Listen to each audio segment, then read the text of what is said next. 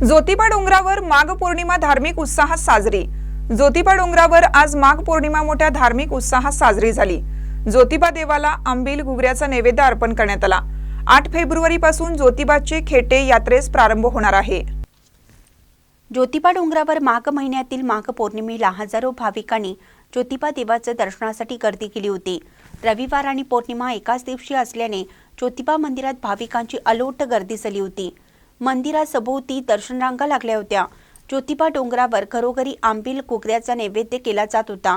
स्थानिक पुजारी महिला वर्गाने आंबील घुगऱ्याचा नैवेद्य दाखवला।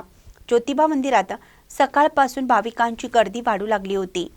सकाळी 9 वाजता अभिषेक विधी झाला। ज्योतिबा देवाची अलंकारित खडी पूजा पाडण्यात आली होती। 11:30 वाजता मंदिर प्रदक्षिणेसाठी दुपारती सोहळा निघाला। भाविकांनी चांगबलाचा गजर करत गुलाल खोबऱ्याची उधळण केली। माघ पौर्णिमेनंतर येणाऱ्या रविवारपासून ज्योतिबा खेटेला प्रारंभ झाला। 8 फेब्रुवारीला श्री ज्योतिबा देवाचा पहिला रविवार खेटा होणार असून पुजारी प्रशासनाची जय्यत तयारी सुरू आहे।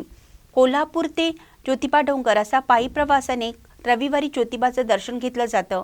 कोल्हापूरच्या श्री अंबाबाईचं पायी अनवाणी चालत येऊन श्री ज्योतिबा दर्शनासाठी खेटा घालण्याची आख्यायिका सांगितली जाते। हीच परंपरा चालू ठेवत कोल्हापूरचे भाविक ज्योतिबाच्या दर्शनासाठी अनवाणी पायी चालत रविवारचे खेटे घालतात।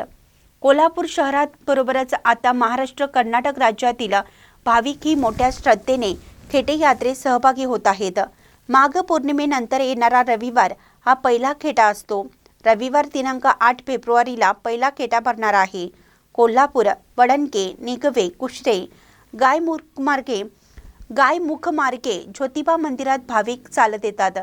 ज्योतिबा स्थानिक पुजारी व प्रशासनाची येणाऱ्या भाविकांच्या सोयीसुविधांसाठी जय्यत तयारी सुरू आहे। 8 फेब्रुवारी ते 8 मार्च असे 5 रविवार खेटे होणार आहेत। 5व्या खेटेला भाविक देवाला अभिषेक, पोशाख, नैवेद्य अर्पण करून खेटीची सांगता करतात। महानकरी न्यूजसाठी दत्तात्रय धडेल, ज्योतिबा डोंगर।